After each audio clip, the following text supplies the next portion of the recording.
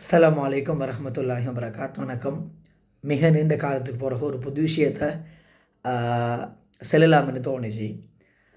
நாங்கள் இன்னும் லைஃப்பில் ஏன் சாதிக்கலை, என்னோடய லைஃப்பில் ஏன் இன்னும் ஒரு சேஞ்சஸ், ஒரு டைனமிக் என்று சொல்லக்கூடிய மாற்றம் இன்னுமே லைஃப்பில் வரலை என்ற ஒரு கருத்தை நாங்கள் ஆய்வு செய்கையில் எந்த பெர்ஸ்பெக்டிவில் அல்லது எந்த பாயிண்ட் ஆஃப் வியூவில் நான் அவதானிக்கிற விஷயம் ஒன்று தான் இந்த ஆர்வம் என்று சொல்லக்கூடிய ஒரு புல்லட் பாயிண்ட். இதுதான் நீங்கள் முக்கியமான ஒரு கம்போனரை நாங்கள் பார்க்க வேண்டிய அம்சமாக இருக்குது.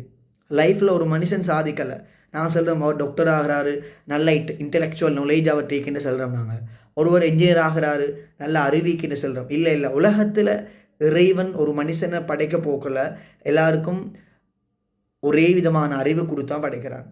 இதுக்கு பின்னால் இருக்கிற விஷயம் என்ன தெரியுமா?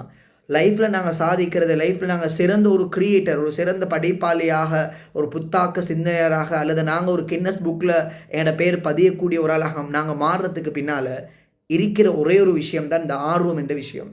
நாங்கள் இதில் மிகப்பெரிய ஒரு தவறு இழக்கிறோம்.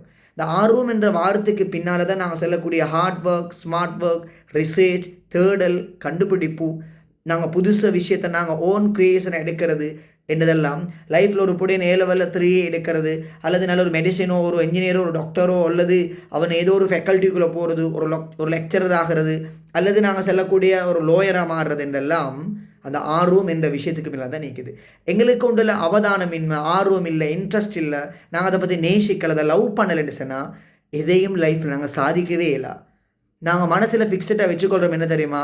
எங்களுக்கு ஒன்று ஏலாமல் போகுது நான் நினைக்கிறோம். இல்லை இறைவன் எனக்கு ஒன்றையும் தரலை, நான் மற்றவனுடைய அறிவில் குறைஞ்சுதான் நாங்கள் யோசிக்கிறோம். இல்லை, ஒரு தாய் ஒரு பிள்ளையை பெற்றெடுக்க போக்கல சரியாகத்தான் பெற்றெடுக்கிறார், பிள்ளையாக பெற்றெடுக்கல.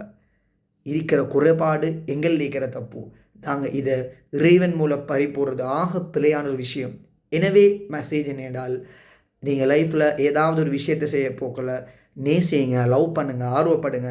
இதுக்கு பின்னால் தான் சக்ஸஸ் என்ற ஒரு கீ கம்பவுண்ட் இருக்குன்றதை நீங்கள் மறந்துடாதீங்க. இன்னொரு புது விஷயத்தோடு சந்திப்போம்.